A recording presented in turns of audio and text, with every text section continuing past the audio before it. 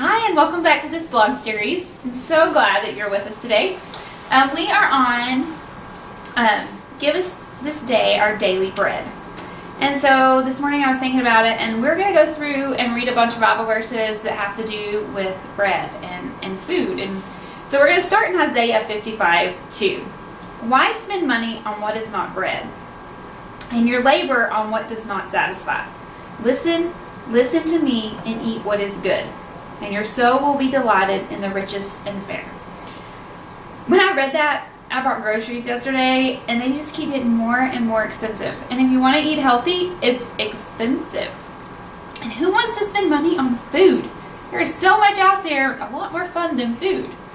But I think what I've found is when you spend money on healthy food, even though the other sometimes is cheaper, your family's healthier and they're happier and you're not so sick all the time. So this verse right here really spoke to me this morning. All right, we're going to read several verses, and then we're going to talk about Give Us This Day Our Daily Bread. Okay, in Matthew 4. And this verse is important to me because Jesus was the flesh. He did come. He did feel hunger. He did feel pain.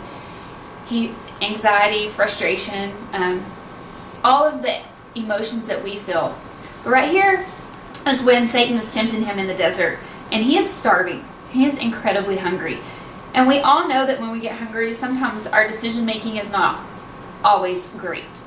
But Jesus, he holds true. So it says, then Jesus led by the Spirit into the desert to be tempted by the devil. After fasting for 40 days and 40 nights, he was hungry.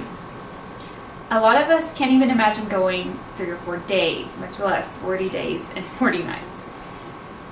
The tempter came to him and said, if you are the Son of God, tell that stone to become bread. Jesus answered, it is written, man does not live on bread alone, but on every word that comes from the mouth of God. That right there is so incredibly important. You know,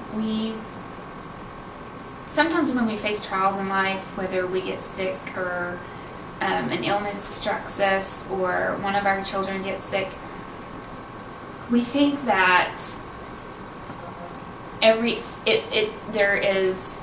it's our fault, or we didn't do something right, or there's this list of things. But right here, God is saying, man does not live on bread alone, but on every word that comes from the mouth of God. God breathes life into us. So don't get discouraged in that moment of, your trial, because God is there. Whether you can see or feel, He's there. So I just want you to maybe embrace this Bible verse right here, and the fact that Jesus was tempted and He does know what you're going through, and give it to God.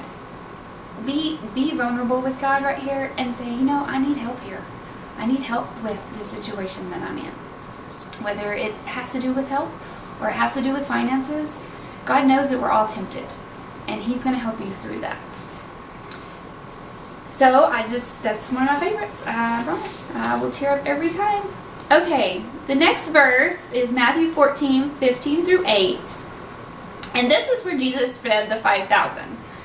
It is absolutely one of my favorite Bible verses, and definitely could not find it in my Bible this morning. So yes, I did go to my kids' Bible and flip through and find the picture of this taking place, which was so much more simple. So, but here it is. Let's read Matthew 14:15-8. As evening approached, the disciples came to him and said, this is a remote place, and it's already getting late. Send the crowds away so they can go to the village and buy themselves something to eat. And Jesus replied, they do not need to go anywhere. You give them something to eat. We have only 5 loaves of bread and 2 fish, they answered. Bring them here to me, he said. And he directed the people to sit down on the grass. Taking the 5 loaves and the 2 fish and looking up to the heavens, he gave them thanks and broke the loaves. Then he gave them to the disciples, and the disciples gave them to the people. They all ate and were satisfied, and the disciples picked up 12 baskets full of broken pieces that were left over. The number of those who ate was about 5,000 men, besides women and children. God knows that we have to eat, and He provides that. We live in a nation, and we are incredibly it's a gift. We get to go to the grocery store, and there's an abundance of food. And in other countries, that's not the gift. They don't know what they're going to get to eat that day.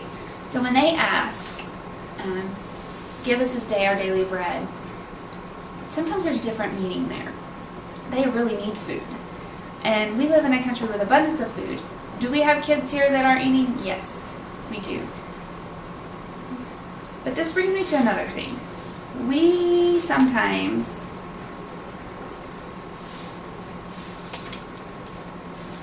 take advantage of what we do have. So I want to read 1 Corinthians 6:15 through 20. Do you not know that your body is a temple of the Holy Spirit, who is in you, whom you have received from God? You are not your own. You were bought at a price. Therefore, honor God with your body. Sometimes we take for granted that 95% of the time all of our needs are met. And when our needs are met, sometimes we drift away from God because it's easy. We don't have any. We're going through a phase in our life where there's not as many trials, or we come to God most of the time we come to God when we're having money troubles or we're having health issues. And we don't include God in the mix of our lives. We don't pray for everyday things, such as help me to, as a stay-at-home mom, 3 meals a day. I did that yesterday.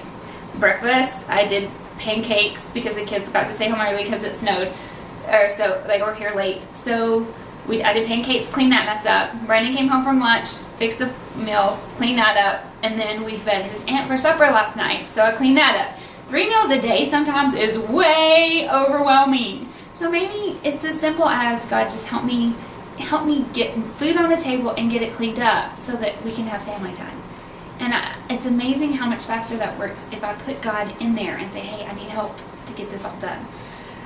So it isn't, sometimes we feel like it is a frustration or a moment of distress when we're trying to get all of that done as mom.